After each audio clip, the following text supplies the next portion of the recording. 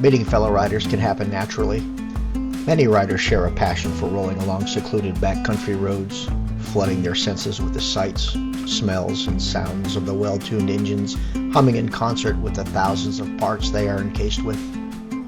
Ryan and I were out front of our place working on various projects, washing the bikes, finishing up a few small items, and last-minute additions to the motorcycle trailer. The upcoming peak riding season was at our doorstep. Out of the corner of my eye, I noticed a motorcycle slowing down the road. I initially thought nothing of it, as our road is a popular throughway for cyclists trying to avoid the congested primary roads. The rider slowed down and stopped at the end of the driveway. He removed his helmet and started the conversation with, "Nice bikes." If you ever want to start a conversation with a fellow rider, inflate their ego and mention how much you like their ride. I asked, "Where are you coming from?" That one question, that's all it ever takes. He said his name is George. He explained that he had just moved to the neighborhood a few months ago and had seen our bikes parked out front several times, but hadn't seen us yet. Today he was lucky. The weather was nice and we were out tackling projects. Within minutes, we swapped stories like old friends. He had explained how he'd owned several motorcycles in the past and has traveled extensively through this beautiful country. He retired a few years ago and moved to our area to begin the next chapter of his life. He hopes to meet new people and explore this beautiful area both on foot and on two wheels. I explained to him that I typically ride when I can and when the weather cooperates. I also told him of the group of folks I ride with both on and off pavement. He seemed very interested and we exchanged contact info. I reached out to Patrick and the rest of the group and mentioned that I had met a fellow rider who lives in my area and is interested in joining us on our next adventure. Naturally, Patrick was accommodating as always. Any excuse to ride is always okay with him.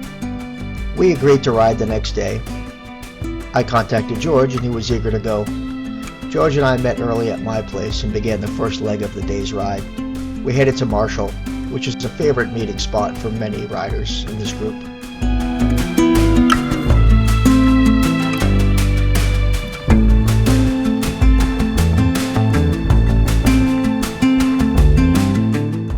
Within an hour, we were rolling into downtown Marshall.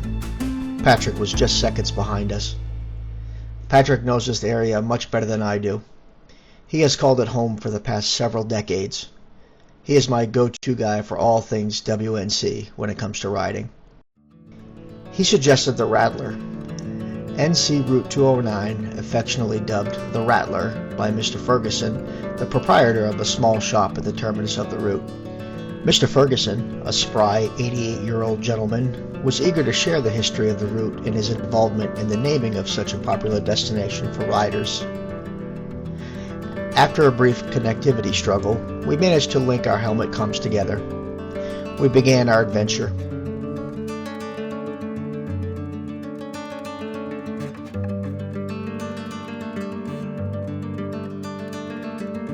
You start to realize pretty quickly that every rider carries more than just gear. They carry experiences, close calls, favorite roads, and the lessons learned the hard way. The kind of moments you can't really explain to anyone who doesn't ride.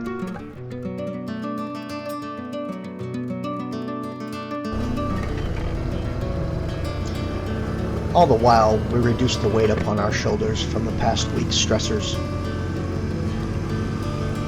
Patrick talked about how he frequently leans his Goldwing into the curves far enough to hear and feel the pegs grind on the pavement. He certainly inspires confidence in those who ride big bikes.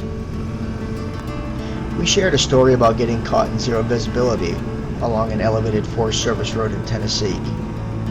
Patrick had sworn to me that there was a fire tower just above us. I couldn't see it. To this day, I do not believe it was ever there. We laughed at the mistakes, nodded at the lessons, and respected the miles behind the story.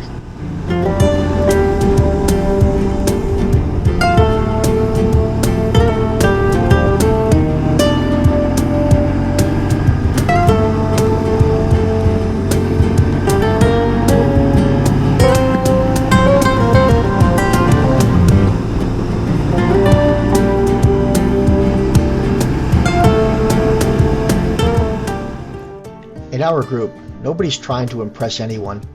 It's not about what you ride or how long you've been riding. Out there, it's simple. You ride, so you belong. Time kind of fades in those moments. What feels like a quick stop turns into something more.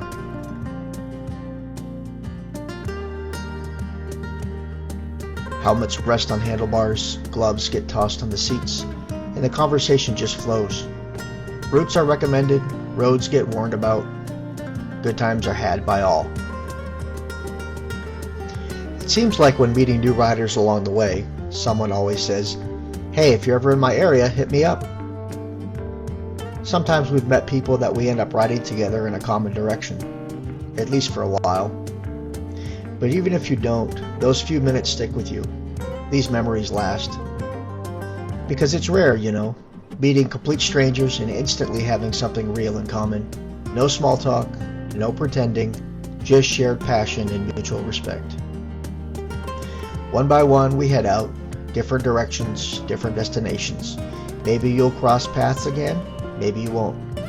But for that moment, you were part of the same story. And that's the best part of riding. It's not just the roads or the machines, it's the people you meet in between. So next time you stop and see another bike parked nearby, don't just nod and move on. Ask the question, where are you coming from? You never know where the conversation may take you. Thanks everybody for watching. Take care, be safe, and I will see you out there.